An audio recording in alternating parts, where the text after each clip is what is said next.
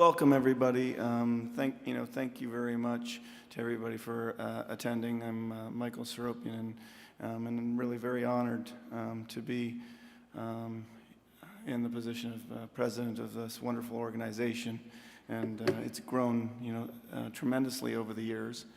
I've been warned that I get 17 minutes. So for anybody who knows me, you know that I'm going to be challenged in doing that. So, first of all, as you know, you sort of saw, and it's really a tough act to follow in terms of, the movie you saw and a lot of the humor, but really a lot of thought has gone into this meeting. The reality is, believe it or not, this is our largest and longest meeting we've ever had. Okay, over 2,500 people are coming to this meeting. And compared to last year where we had 1,800 individuals, just sort of think about that. That's almost 50%, or what's about 40% increase year over year. We have 34 countries represented at the meeting, okay? The program itself, for those of you who've looked at it already, is more expansive and diverse than it's ever been.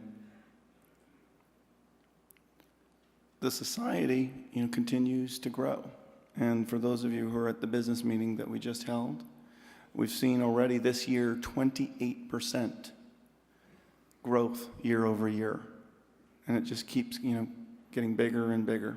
And that's in the context of a down economy.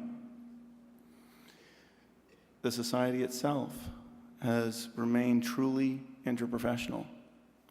I look at the board makeup when it first started versus where it is now. 6 individuals from nursing, 5 MDs, and 3 individuals who are either PhDs or have MBAs.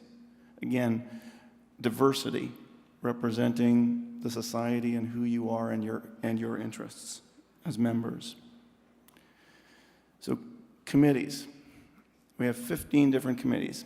And at this time, I'm going to ask for folks to indulge me here a little bit. I'm going to ask all committee members, please, okay, and you know who you are, to please stand. Current and past, okay? All please stand, okay?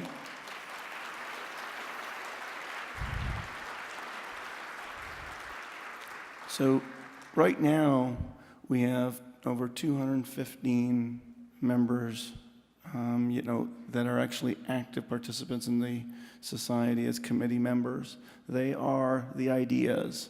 They are the ones who develop a lot of the things that, we all are benefiting from. Things like accreditation, certification, website, to name a few. If we shift gears a little bit, and we'll talk about accreditation a little bit more in a moment, but there's so much going on right now.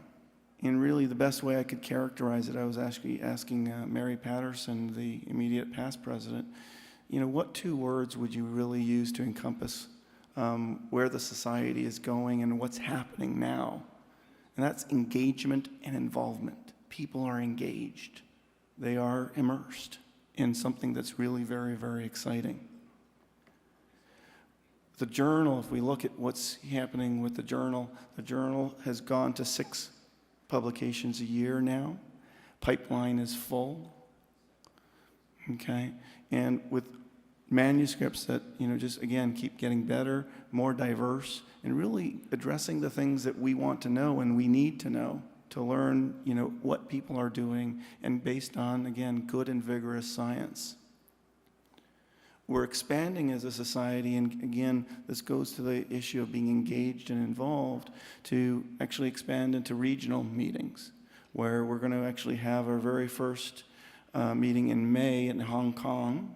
So any of you who can join us for that, it would be delighted that you can come to that. That's in May. And then we're also going to be having a meeting in the Middle East next year, and that'll be in December, and be involved in that. In a meeting there in December. Of course, don't have to mention how engaged people are with regards to listservs and e-groups. that continues to be a vigorous resource for individuals.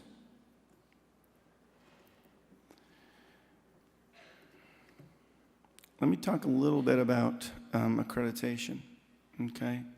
And although many of you sort of will look at this slide and say, why is he using, DECA or House of Cards for accreditation? And the intent there is to show what a solid foundation this whole system has been built on, okay?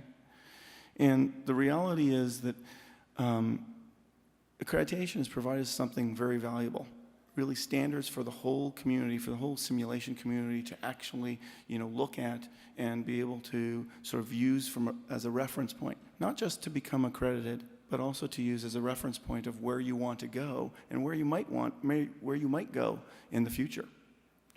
It creates also consistency, so that when we talk about simulation programs from, one end of the world to the other end of the world, that we are actually talking about the same thing, hopefully. Okay, it's not the only standard out there, but it's a start. And that's really the way to sort of look at things, that what we're doing right now is we're starting things. Now, another point of indulgence here, okay, I actually want to announce the first 7 accredited centers through the accreditation program. So I'm just going to ask the individuals, any individuals from these centers, if you're here, and hopefully you are, if you could actually stand as we list your name and stay standing. Anderson Simulation Center. Anybody here from Anderson Simulation Center? Okay. Carolinas Simulation Center. The Metropolitan Community College, Penn Valley Virtual Hospital. The Arnold and Blema Steinberg Medical Simulation Center, I believe that's McGill. Penn Medicine Clinical Simulation Center, Queensland Health Skills Development Center, and Rural Northern California Clinical Simulation Center. Are you folks here? You can see? Well, in any case, okay, they're there. They deserve a huge round of applause, folks, for the accomplishment that they've actually made.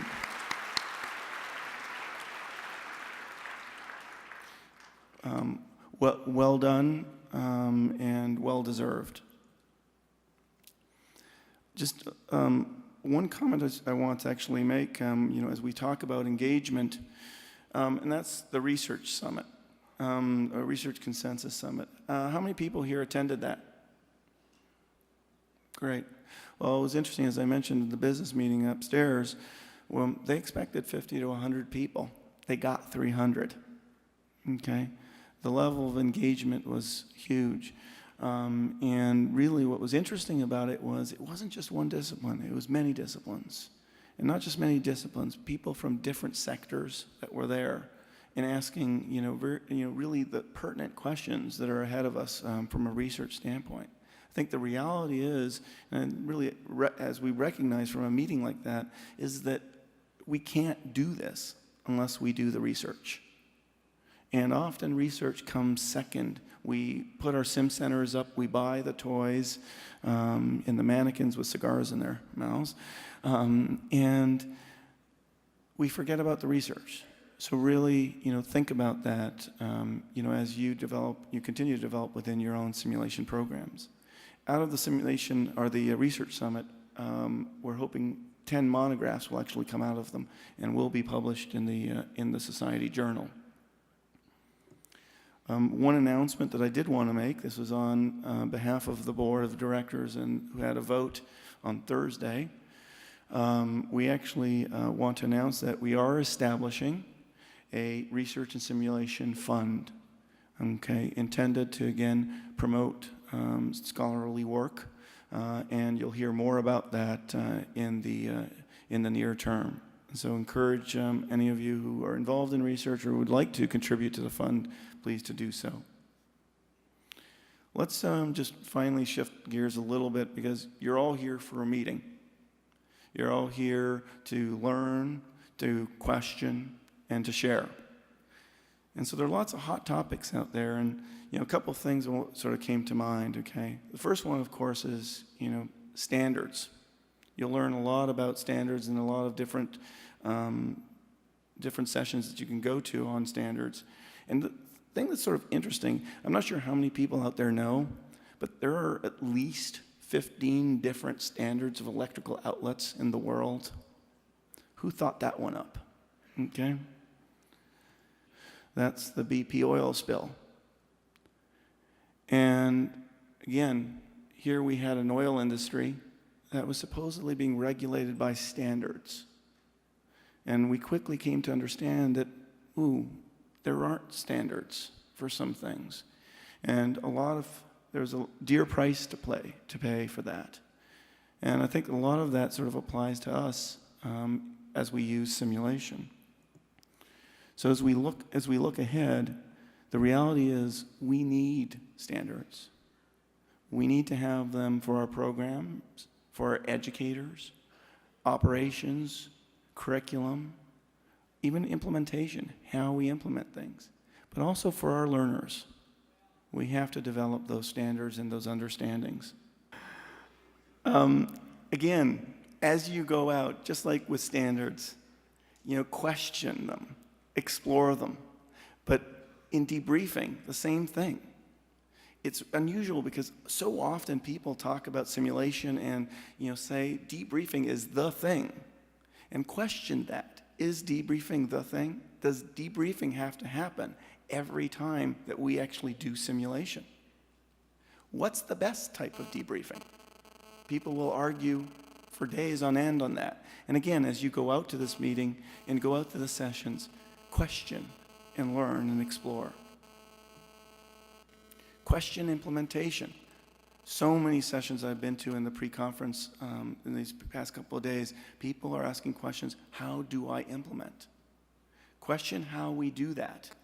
Is it because I have the most beautiful center that's the best way? Is it the center that matters? Or, is it basically the approach in terms of startup? How we actually maintain and grow our programs. I think most of us would agree that that's one of the biggest challenges we have. I have this sort of rule that I go by, but the 3-3-1 rule, which is think 3 times, plan 3 times, buy once. Okay? How many people have bought 3 times before they even got to the think part? Okay? And so just consider that. Question the return on investment of what you're doing. All right? Ask yourself, the question is, why did simulation happen in your location? What is the return on investment that people were actually looking for in your location? Who benefits from simulation? All right? And so really looking also at the research end of things and saying, how do we measure return on investment? Because the time is coming, and it's already come for some people, to explain, what are you doing? It's expensive, okay? And you sort of see the picture there for those of you, and I'm sure many of you recognize, the U.S. Airways flight. It's very clear for the airline industry what the return on investment was for them to use simulation. And I'm just going to end with interprofessional. And question interprofessional, because it's very interesting. Even within our own institution, the notion of IPE, interprofessional education, is really a hot topic. But the question is, and I remember listening to Rona Flynn mention this actually in Australia and in the nuclear industry, where, again, if you start completely with interprofessional education, the question is, how much do you actually have to spend time on the unidiscipline skills before you move to those higher levels where we're looking at interprofessional? Also question whether is interprofessional going to solve all our problems. There's some administrators think so. So again, question that and explore that. All right? And the other thing is, when we talk about interprofessional, let's not just think about crisis. Okay? Let's think about systems and the different places where interprofessional can actually be used. And with that, I'm going to leave it. I'm going to say thank you and enjoy the meeting, because it is all about you, and our mothers were wrong. All right?